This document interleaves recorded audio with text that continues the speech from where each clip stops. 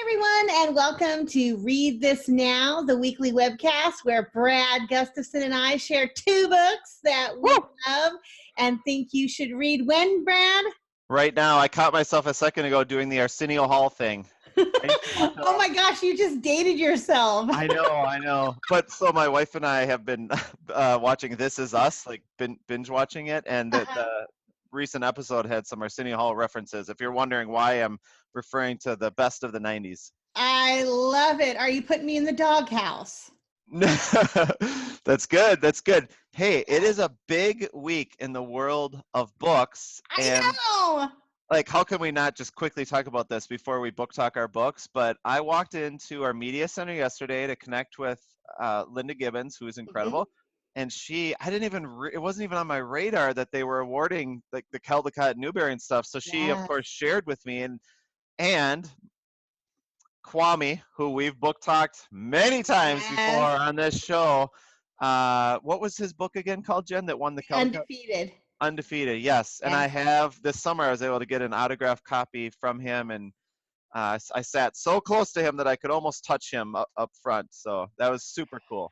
Oh gosh, it's like the biggest day of the year for book geeks, the YMAs. And even though I couldn't be there in person this year, of course, I got up to watch the live webcast, which where I am was very early in the morning, like 5 a.m. So I'm bleary-eyed with my coffee watching the Oscars of book awards. And my heart, I just kept skipping a beat. It's exciting no matter who wins. It's exciting no matter who wins. But having read so many of the books, and then I just kept checking off all these books that we had talked about on Read This Now, it made me feel so excited. That's right, people. We do not lead you astray on this show, right? Almost a guaranteed award-winning book once Jen and I mention it, right? We are kingmakers right here for sure.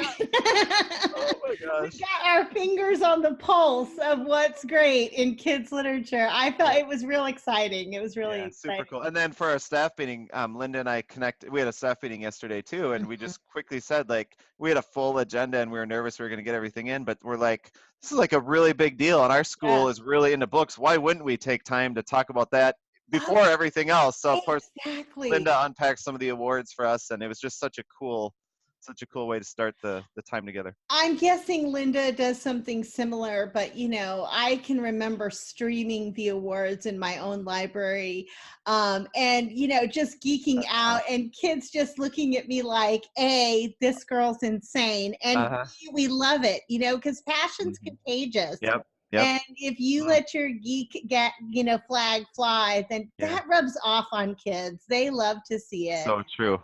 It's exciting. So I love it. Well, now I'm sure that the books we're going to talk about this week then are future award winners, right? Obviously, right? Yeah. All right. Do you want to go first this week? Yes, I've been waiting to talk about my book for probably 3 weeks now, and it's part of a trilogy or a series. And I just fell in love with it, and I mourned and grieved when it was over, but it was probably my favorite series I've ever read, which is saying a lot because if you remember, a couple years ago, whenever we started this adventure, I was talking a lot about EXO, the book by, I think, Fonda Lee. And this one may have supplanted it. It's so incredible. Oh, dear. Couple things. What I love, I think I am going to show the cover in a second, and then I'll talk about the book. But one thing I love about this book is it's set in the future. And so imagine, just give you a glimpse, a taste of this thing. Imagine a world where no one dies because healthcare is so advanced. There's the biotechnology, nanotechnology, people have, I don't know, nanites or something like that injected in them, and they fight disease for us, and just all these things, and just all the cool things that would result from that, but also some of kind of the scary and things and the questions that would come up. But it's against that future backdrop that this very traditional story takes place. So it's Neal Schusterman struck the perfect balance, Jen, of the future and the past.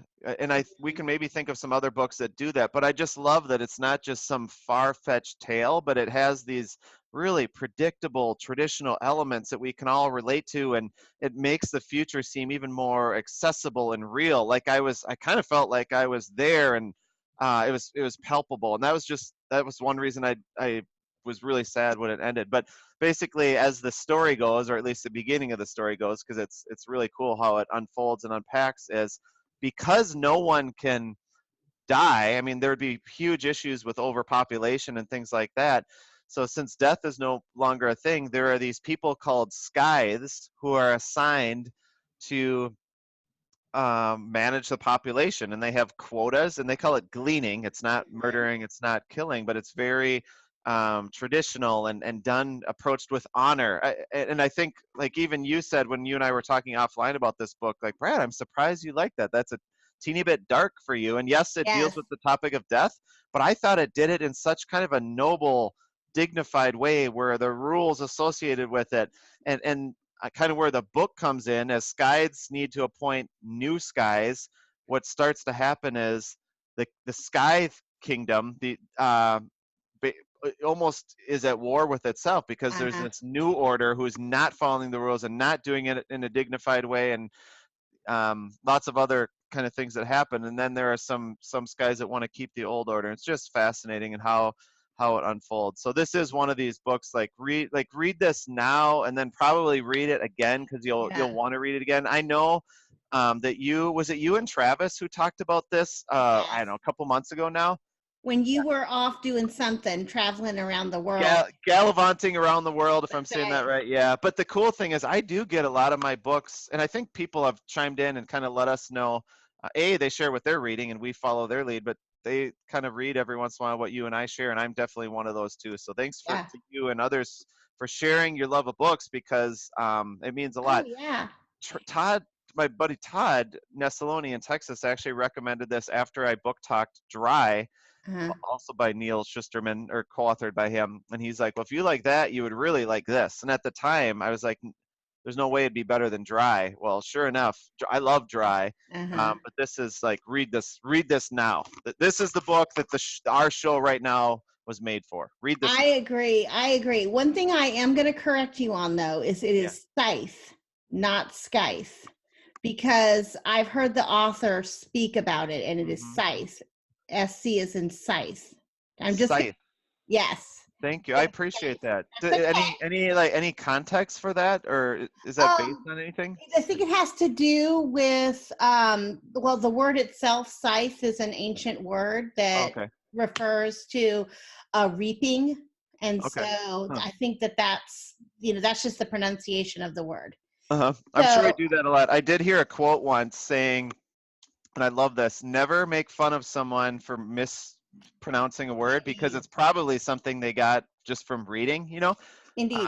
And so I love the learning thing, but I'm sure I mispronounce words all the time. Me too. Absolutely. No, absolutely. But I'm always grateful when someone says, "Hey, just so you know Oh, that," totally. exactly. But I love those books so, so much. And Mhm. as you mentioned, when we talked about it, I was like, wow, Brad, I wouldn't have pinned this as a Brad Gustafson book Mhm. because it is a little dark, but Yeah. so well done, which, Mhm. to your point, I think there's like some universal themes and qualities to books uh, that are just like that all readers kind of respond to in some way, and that Neal Mhm. Schusterman trilogy certainly falls into it. One thing that Travis and I chatted about when he talked about those books is that was fascinating to me, and I don't know if this was something that needled you or not when you were reading it, but what was fascinating to me was this idea that in this world where, as you mentioned, the technology is so great that people no longer die, and they have to create a way to make sure that the human population doesn't get out of control, in a world where you have the potential to live forever. Like there's no urgency to your life because you're going to live forever unless you happen to be chosen for gleaning. Mhm. How that affects like the creation of art and Mhm. motivation in Mhm. Mhm. people and all sorts of things. It was just really interesting to me to think about, because if there's no urgency to be great right now, hmm, why do you, you know, like, Mhm. so, and that was interesting to me. I feel like that's a book that you could talk to kids on so many levels. Like, you know, middle school kids Mhm. might Mhm. react to that book in this way, whereas high school kids could react in a totally different way and respond to different things. I loved it. So, Mhm. I'd love to interview Schusterman and ask. So many things were planted at the beginning in this book that mhm. came through in the final one. It's like how does he do that? I I mean, that know it's masterful. The stories it are is. really interconnected, and there's some major stuff that kind of weaves or foreshadows or Yes. sets stuff up. It's like because I wouldn't imagine he would write some of these. This is actually maybe the shortest one, but the final one is I'm just going to estimate 600 or more pages. Yeah. I can't imagine he had all three written before this was It's published. So amazing. Yeah. I don't know. It really is. All right. So I'm Cool. going to transition. We're going to take a hard transition then to my All book right. because my book is very different. It is set in very much in the present, and it's a realistic fiction book as opposed to a fantasy or sci-fi like the Scythe series is. But I loved that. I loved it just as much, but for different reasons. The book I'm sharing today is called From the Desk of Zoe Washington, and it is by Janae Marks. There's her name down there. And it tells the story of a young girl named Zoe who, at the very beginning of the book, it's her 12th birthday. And you know, as a lot of 12-year-olds, she has some conflicts in her life that you might imagine. First, she's in a big squabble with her best friend who lives right next door, and they have not spoken in a couple months as the book opens, and this is a deep like chasm in her heart but hasn't been fixed yet. And one of her other dear friends has moved away, and she's not sure how they will stay in touch. And also she's deeply concerned about how she is going to convince her parents, her mom and her stepdad, that she needs to be allowed to audition for a new kid focused baking show on the Food Network because Zoe loves baking. Okay. So all this is kind of going on at the beginning of the book. And then she goes out to get the mail. And when she goes out there, she finds a letter addressed to her, which is a little unusual. But what's even more unusual is that it's the return address is from the Massachusetts State Penitentiary. Hmm. And the name on the return address is that of her biological father, someone who she's never ever spoken to, who she knows exists, who she knows is in prison, but she's never had any contact with her entire life. When she opens the letter, she sneaks it up to her bedroom without her mom knowing. And when she opens the letter, she learns a couple of things she never learned before. One, she learned that her father, according to this first letter, has been writing to her for years, and Zoe has Oh. never received any of the letters. Hmm.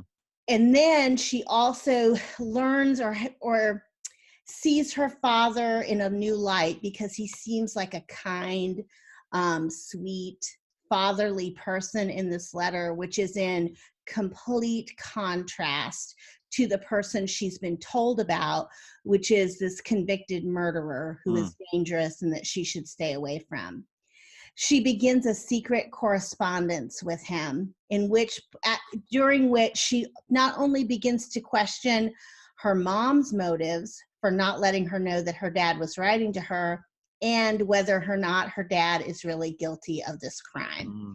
And that's all I'm going to tell you because a Wow. mystery unfolds from there. And Zoe goes from having just typical 12-year-old concerns to these really serious, mysterious concerns that most 12-year-olds thankfully don't have to deal with. And she has to decide, is she going to reconcile with her best friend so he can help her unravel all this?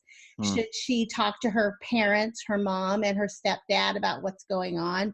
Can she trust her grandmother who says she's willing to help and not tell her parents?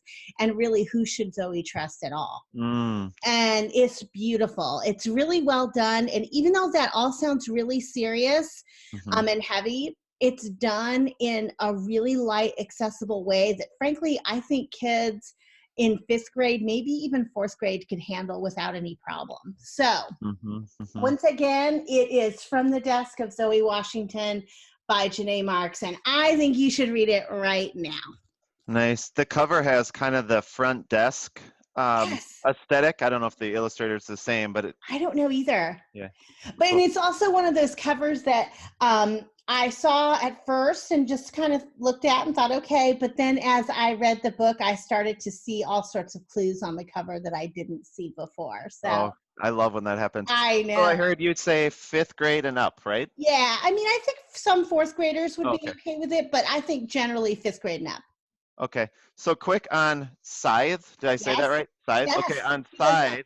Scythe, usually I'll check what like people what ages they recommend just so I have a ballpark in mind or two, so I'm not totally in left field. I did not do that this time, so I'd be curious what you say. Like 10th grade? Am I being too conservative? I am, aren't I? Okay. Well, I mean, I would have said seventh grader up. I would Okay. have Okay. no problem with it in a middle school. I probably wouldn't hand it to just a sixth grader without knowing that sixth grader. Sure. Sure. But Okay. I think seventh grade, eighth grade would be fine. And I know lots of middle school teachers and librarians who have those books in their collections. Uh-huh. Uh-huh. Yeah. Cool. But Awesome. I know you are, if it has even one drop of blood or a swear word, you're like, graduate College. school, maybe. College.